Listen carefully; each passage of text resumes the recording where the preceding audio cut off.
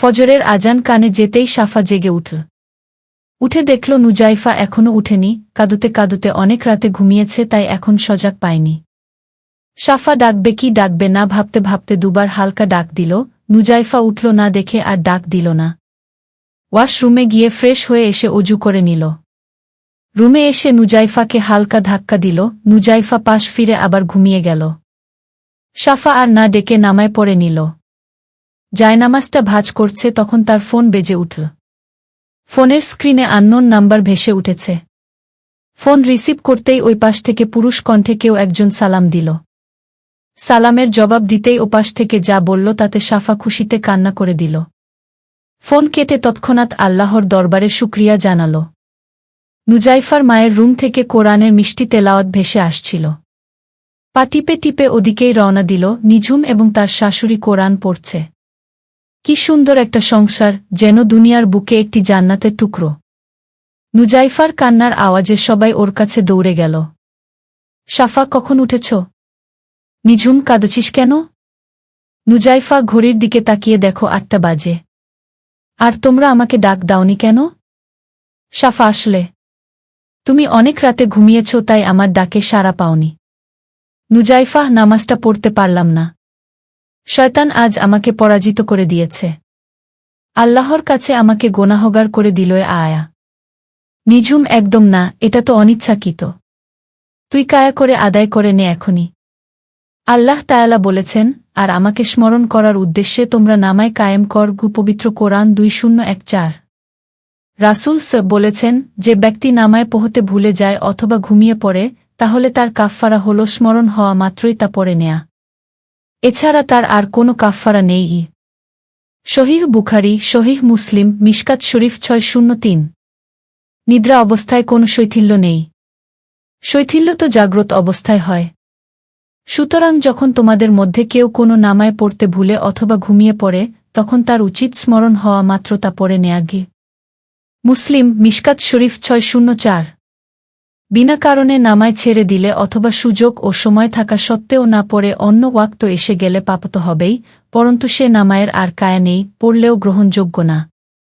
বরং যে ব্যক্তি এমন করে ফেলেছে তার উচিত বিশুদ্ধ রুমে তওবা করা এবং পরে যথাসময়ে নামায় পড়ায় যত্নবান হওয়া। সাথে নফল নামায় বেশি পড়া। মুহল্লা ফিকহুস সুন্নাহ 1241 243। ফিকহুস সুন্নাহ উর্দু 7-8 পি। 1 নং টিকা, মাজলাতুল বুহসিল ইসলামিয়াহ 5306 1577 16105 20174 মিশকাত 603। নুজাইফা আর দেরি না করে তাড়াতাড়ি নামায় পড়ে নিল। সাফা, তুমি নুজাইফাকে তাড়াতাড়ি সাজাও, বরযাত্রীরা রওনা দিয়েছে। আমি মায়ের কাছে যাই, দেখি কি করছে উনি। নিঝুম। সাফা, হ্যাঁ তুমি যাও। সাফা নুজাইফাকে শাড়ি পরিয়ে চুল বেঁধে অন্যান্য প্রসাধনী দিয়ে বউয়ের মতো করে সাজিয়ে রাখল। হঠাৎ বিদ্যুৎ চলে গেল, সবাই অন্ধকারে টর্চ খুঁজছে। সাফা নুজাইফার দিকে তাকিয়ে বলল, মাশাআল্লাহ, যেন অমাবস্যার চাঁদ। এই নুজাইফা, তোমার বরের ঘরে তো কোনো আলোর দরকার হবে না। তোমাকে দেখতে দেখতেই আজ পুরো রাত কাটিয়ে দেবে। নুজাইফা লজ্জায় রক্তিম বর্ণ ধারণ করল তার মুখ।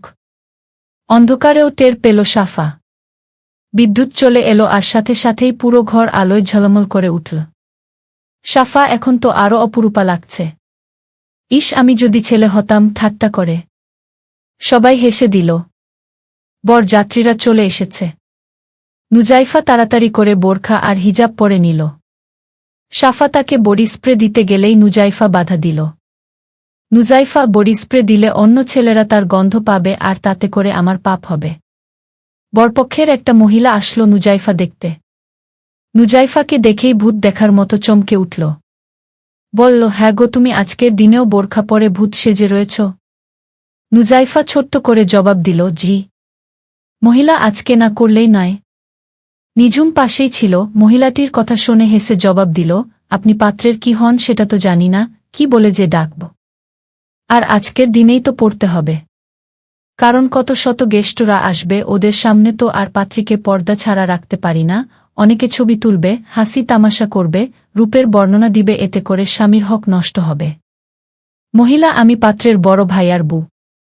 আপনি যেটা বলেছেন সেটাতে যুক্তি আছে, কিন্তু মানা হয়ে উঠে না। নিঝুম চেষ্টা করেন হয়ে যাবে ইনশাল্লাহ। সারাদিনের ব্যস্ততায় সাফা আর খুশির সংবাদটা নুজাইফাকে জানাতে পারেনি। এখন তো আরও পারবে না। খাবার দাবার শেষ, এখন বিয়ে পড়াবে। সাফাকে এবার বিদায় নিতে হবে। নিঝুমকে, তার মা এবং নুজাইফাকে বলে সাফা চলে গেল।